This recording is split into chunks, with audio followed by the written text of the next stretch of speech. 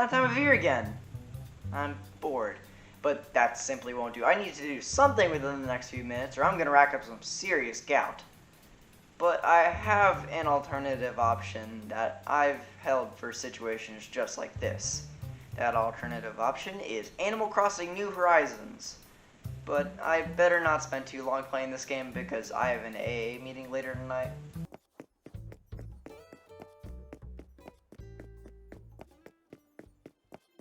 Well, the good news is I've gone sober, and it only took one more addiction to get there. Animal Crossing New Horizons is one of the most comfy and relaxing games in recent memory, and I have played this game for an extreme amount of time, as I'm sure a lot of people did.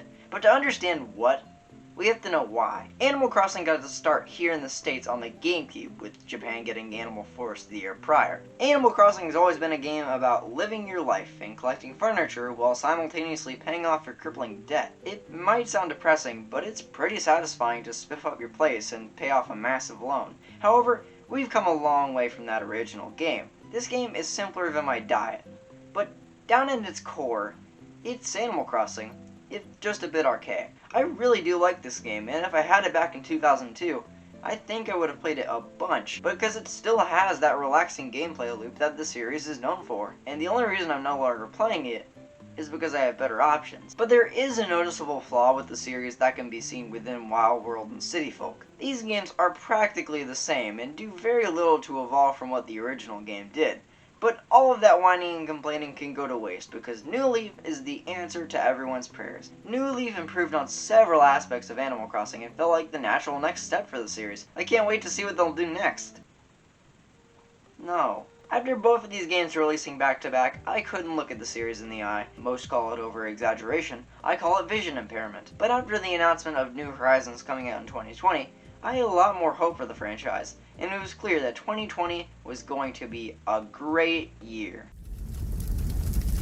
So 2020 gave a good percent of the population melanoma, so people had to stay inside for safety purposes. But I wouldn't know about this because that's what I've been doing anyway. And for that reason, a lot of people turned to this game as a viable option to how they would waste their time. This game sold a staggering number of units because of the current global crisis. Nobody wanted to get a minimum wage job, they'd rather earn fake money. I got this game for my birthday a few weeks after its launch, and after a good 100 hours, I think I've seen all of this game's worth. But keep in mind, even though I might say a few bad things about this game, it's nowhere near as bad as this. One noticeable thing that I can say in this game's favor is the setup. You aren't going to a repaired town that already exists and has quite a few residents to its name. You land on an empty island with a lot of fixing up to do, with weeds being more abundant than my net worth. But over time, you begin to see the island develop into what you want it to be. Not much in the game is freely given to you. The game makes you work for practically everything aside from some random items the villagers might give you. And while it is pretty consistent with pretty much every Animal Crossing game, I feel like this game emphasizes it much more. This can be mostly attributed to the main gimmick of the game, crafting. This gimmick is an incredible idea and fits really well with Animal Crossing. But if I'm being honest, this is easily the worst part of the game. Huh, it sounds like I just lost my credibility. Now, it isn't anything that makes the game unenjoyable.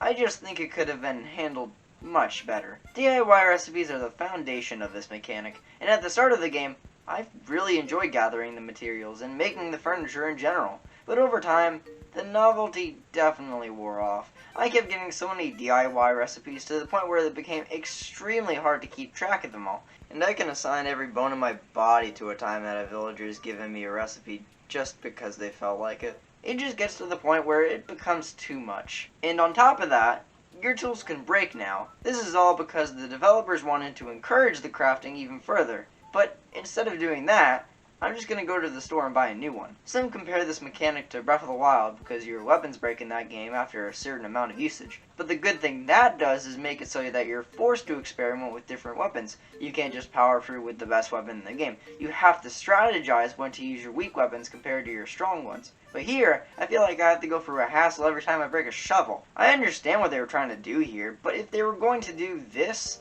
then they should have had a more well thought out reason as to why this needs to happen. Maybe they could have added different properties to different tools, and these could only be accessed through crafting while making the standard tool unbreakable. That would simultaneously get me to craft more often and it would fix the entire tool breaking problem. But as it is, I just see the whole thing as a missed opportunity. But that's enough complaining.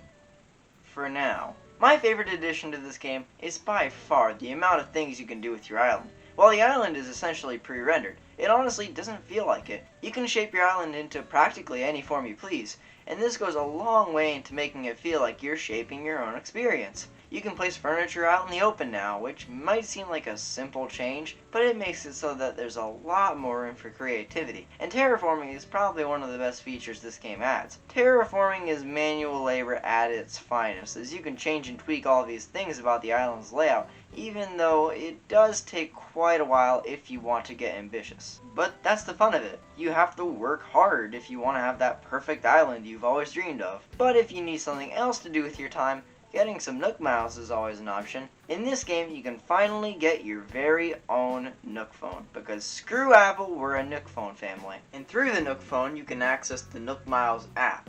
And this is an excellent time waster. You have a huge list of what are basically chores and achievements. Things like catching this many fish, or a play on words that made me choke on my own saliva. You should try it sometime. The Nook Miles you earn can be exchanged for several things like a trip to a small unknown island, and even some DIY recipes and items, which I think is pretty neat. And because these are integrated with most of the game's basic mechanics, it feels rewarding to do pretty much anything.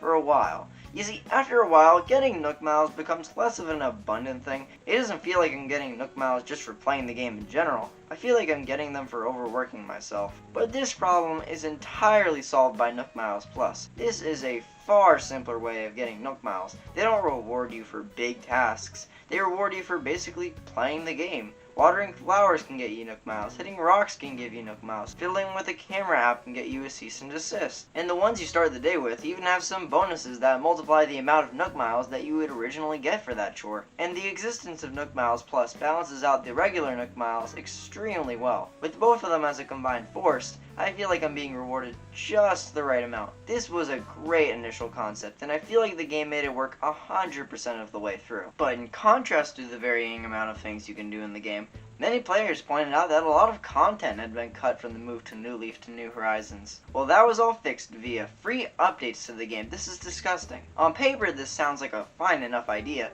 but here's the thing. This game had been basically downgraded from New Leaf in some departments, and while that was replaced by a bunch of new things, it can't be ignored that the game neglected to include features that were available at launch in New Leaf. They very rarely actually added new features and instead tried working towards what the previous game had. Almost all of the large updates predated to New Leaf, which is rather frustrating, because if these were here at launch, the devs would have had more time to work on cool new features. I'm not saying this game had a lack of content at launch, it just felt incomplete. And everyone would think adding new updates to the game would make me want to come back to it, but no, I feel extremely overwhelmed by the prospect of coming back to it and seeing everything new they added. Although I did come back at one point because I had to fill my schedule with something. But then I fell off the game again because it was getting too repetitive again, which is the main problem I have with the game. I understand that some people can stand playing this game for thousands of hours, but I experienced everything this game offered after the first 100. The game started out amazingly, but after I got my island to be a suitable place to live,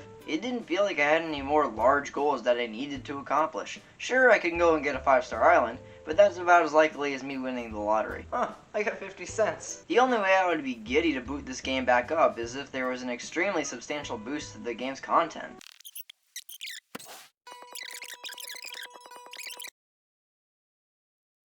My wallet already got eviscerated with the Virtual Boy. What makes them think I can afford this?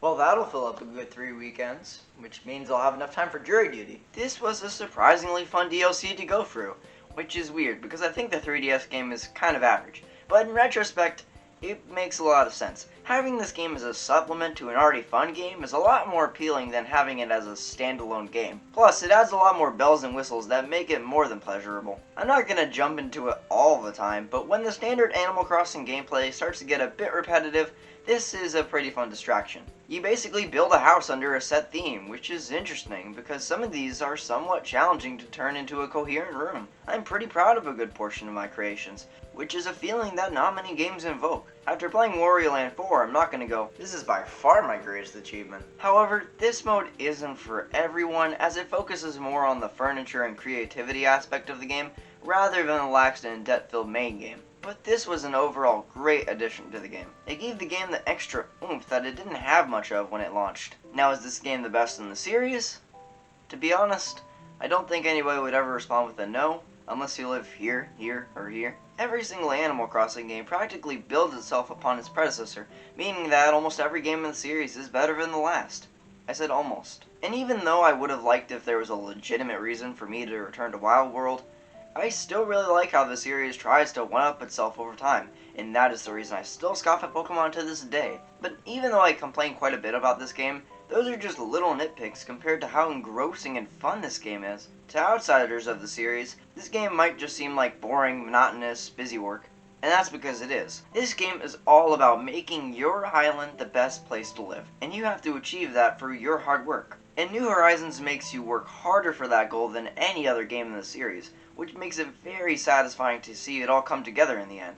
While this game has its flaws, it's easily the best game in the series and one of the most relaxing games I have ever played. But riddle me this. How did The Last of Us Part 2 beat New Horizons for Game of the Year? That was easily one of the lowest points of 2020. That being next to me figuring out that this wasn't even a lottery ticket, this was my electricity bill.